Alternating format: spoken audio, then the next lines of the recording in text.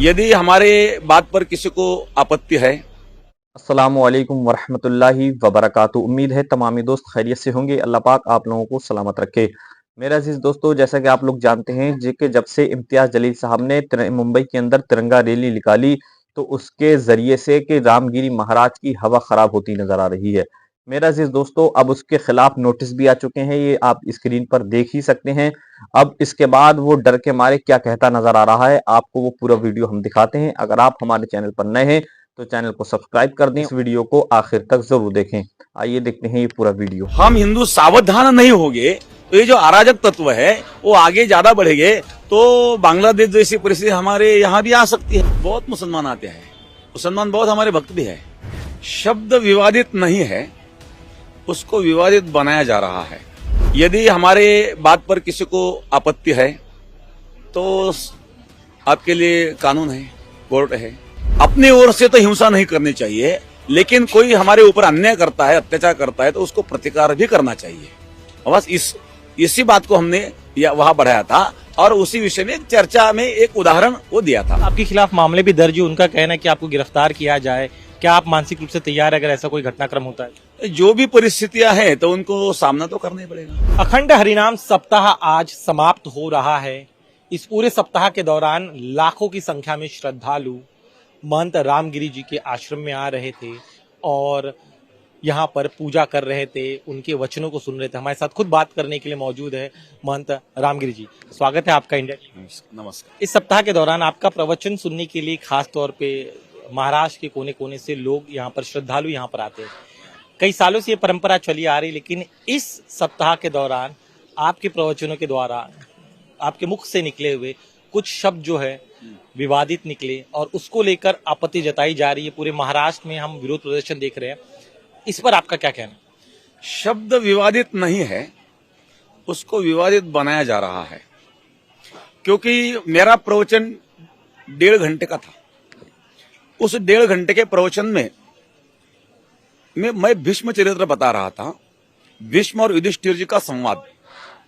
जब भगवान कृष्ण भीष्माचार्य को मिलने के लिए जाते हैं, तब भीष्म जी युधिष्ठिर को धर्म का उपदेश करते हैं, शास्त्र का उपदेश करते हैं, उसमें राजनीति का उपदेश करते हैं, राजधर्म बताते हैं। तो राजधर्म बताते हुए भीष्माचार्य कहते हैं कि राजा का पहला कर्तव्य होता है कि किसी भी अन्याय अत्याचार को राजा ने सहन नहीं करना चाहिए। अन्याय को प्रतिकार करने की शक्ति होते हुए भी यदि कोई प्रतिकार नहीं करता है तो वो पाप करता है। तो इसीलिए अन्याय को प्रतिकार होना चाहिए। इस बात में हम चर्चा कर रहे थे। उस चर्चा में बात निकली बांग्लादेश की, क्योंकि बांग्लादेश में हिंदुओं पर जो अत्याचार हो रहे हैं, बहुत घृणित कर्म हो रहा है। महिलाओं पर बलात्कार हो रहे हैं और हिंदू पलायन के लिए तत्पर है, वहां रहना नहीं चाहते हैं क्योंकि वहां का जीवन नर्क जैसा हुआ है। हिंदुस्तान के बॉर्डर पर वो लोग आकर के खड़े हैं और कहते हैं कि हमें हिंदुस्तान में लो, क्योंकि हम वहां जी नहीं सकते। तो इस विषय में चर्चा करते हुए वह उदाहरण हमने दिया था और उसका गलत अर्थ लगा करके वो इशू बनाया गया है। नहीं तो हम प्रवचन में तो 1.5 घंटे का वो प्रवचन था, उसमें तो तत्वज्ञान ही था। आपने जो शब्द कहे उससे मुस्लिम समाज के कई लोग जो हैं आहत हुए। उनका कहना है कि आपने उनके धर्म का अपमान किया है, उन मोहम्मद पैगंबर साहब का अपमान किया। वो जिनका अपना अपना प्रश्न होता है, हमने जो बता दिया वो बता दिया है। बस उस विषय पे हम ज्यादा चर्चा करना नहीं चाहते। लेकिन यहाँ जो सप्ताह चल रहा है, बहुत सुंदर कार्य यहाँ चल रहे हैं और लाखों जनता यहाँ आती है, भजन का आनंद लेती है। यहाँ कोई हर व्यक्ति स्वयं सेवक है। यहाँ किसी भी व्यक्ति को कोई तनख्वाह नहीं है, अपने स्वयं खर्चों से सब आते हैं। और दूसरी बात है, यहाँ पुलिस यंत्रणा की भी जरूरत नहीं होती है, सब स्वयं शिस्त होती है लोग। तो ये जो आनंद है वो लेना है। हमने देखा, इसमें कोई दो राय नहीं है, काफी ज्यादा डिसिप्लिन हमें दिखाई दिया। लेकिन अब जो है महाराष्ट्र में कई जगह विरोध प्रदर्शन हो रहा है।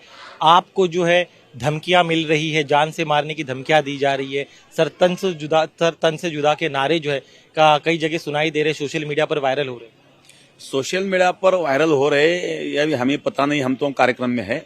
और मुझे स्वयं ऐसे कोई धमकी आई नहीं आज अभी तक। बात यह है कि यह देश संविधान से चलता है। यदि हमारे बात पर किसी को आपत्ति है तो आपके लिए कानून है, कोर्ट है, और कानून हमें भी मानने, सबको मानने होना ही चाहिए। बाबा साहब ने जो कानून दिया है उस कानून में हर व्यक्ति को कुछ कहने का स्वतंत्रता तो है। दूसरी बात यह है, यदि किसी को आपत्ति है तो केस दर्ज कर सकते हैं और उसका जवाब हम कोर्ट में देंगे। आपके खिलाफ मामले भी दर्ज है, उनका कहना है कि आपको गिरफ्तार किया जाए। क्या आप मानसिक रूप से तैयार है अगर ऐसा कोई घटनाक्रम होता है? जो भी परिस्थितियां हैं तो उनको सामना तो करना ही पड़ेगा। और बात यह है कि अपने देश की जो न्याय व्यवस्था है उस न्याय व्यवस्था पर हमें भरोसा है, बाकी सब चलता रहता है। मुख्यमंत्री जी आए थे, उन्होंने आपके यहाँ पे कार्यक्रम में शिरकत की, भाषण भी दिया। उनका एक बयान जो है काफी सुर्खियों में, उन्होंने कहा है कि महाराष्ट्र की जो सरकार है वो संतों के आशीर्वाद से चल रही है और महाराष्ट्र में कोई भी संतों का एक बाल भी बाका नहीं कर सकता है। कहा जा रहा है कि वो भी आपके साथ तो है सब, क्योंकि अपना जो कार्य चल रहा है वो समाज के लिए चल रहा है और इसीलिए अच्छा काम करने के लिए कोई भी साथ देता ही है। तो मुख्यमंत्री साहब ने साथ दिया, अच्छी बात है। जो नाराज है उन लोगों को आप क्या कहें? जो नाराज है तो नाराज नहीं होना चाहिए, उन लोगों ने भी नाराज नहीं होना चाहिए। नाराज होने जैसा उसमें कुछ नहीं है। हमने जो कहा वो सत्य कहा है, जो है वो है, जो तो लिखा हुआ है। नाराज होने की कोई आवश्यकता नहीं। और कोई नाराज है तो उन लोगों में रहने वाले जो समाजवादी लोग हैं उन्होंने उनको समझाना चाहिए। इतिहास नहीं पता, आपने जो तथ्यों से इतर आपने बात कही है। नहीं भावनाओं को दुखाया नहीं, वो गलत है। मन दुखा हुआ उसके लिए संविधान है और संविधान वो कोर्ट में जाए, हम वहाँ कोर्ट में जवाब देंगे और जो न्याय व्यवस्था जो भी निर्णय देंगी वो हमें मान्य रहेगा। इसी कार्यक्रम में हम कई मुस्लिम समाज के लोगों से बात कर रहे थे, उनका कहना था कि हम खुद आपके कार्यक्रमों में आते हैं, यहाँ पर सेवादान करते हैं, फल फ्रूट देते हैं, पानी पिलाते, जैसे आपने स्वयं सेवक कहा, तो क्या वो सच्चाई है? ऐसा है आपके कार्यक्रम में आते हैं? बहुत मुसलमान आते हैं, मुसलमान बहुत हमारे भक्त भी है। संगमनेर में जो सप्ताह था तो एकादशी का जो फलार होता है ना, तो वो पूरा खर्चा उन लोगों ने किया था। बहुत मुसलमान भक्त है और जो राष्ट्रवादी मुसलमान है, जो सेवा भाव रहने वाले मुसलमान है, वो भी हमारे साथ ही है। और हिंदू मुस्लिम की बात नहीं है, एक मानवता की बात ही है। इसीलिए वो कह रहे हैं कि आप संत है, आपको जो अच्छी बातें जो है समाज में शांति की बात करनी चाहिए, लेकिन आपने अपने शब्दों से उनकी भावनाओं को ठेस पहुंचाई। नहीं, अशांति की बात हमने की नहीं।